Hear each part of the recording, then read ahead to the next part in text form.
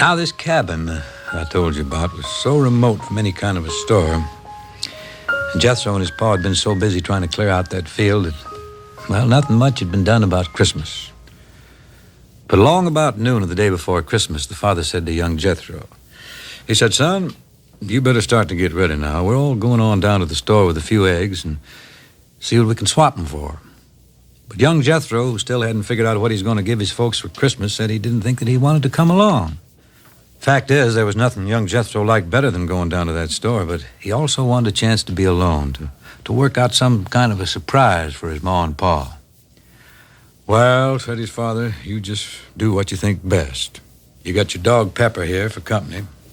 We'll be back before sundown anyhow." So young Jethro, he stayed behind while his ma and pa hit it out through the forest. By gollies, what am I going to get Ma and Pa for Christmas, Jethro asked himself. I know what. I'm going to chop down all them trees and pull up all them stumps. By the time they get back, there'll be plenty of room for a garden patch and maybe some space for an apple tree. So he grabbed hold of his pa's axe and he crossed to the first big tree. Well, the axe was too big and young Jethro was too small. All he could do was just make a few nicks in the side of that tree, hardly peel the bark off. Well, as he was chopping, a few flakes of snow began to fall. You know, evening and darkness always come sooner when it's snowing, and soon it was snowing hard, and young Jethro said to himself, well, Ma and Pa sure ain't going to get back before sundown. This snow will hold them up.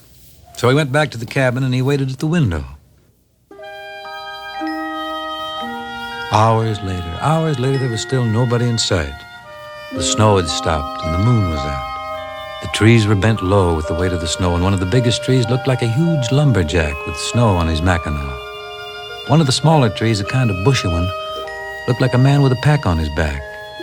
One of the trees with some icicles clinging to its branches looked like a frontiersman in a buckskin jacket.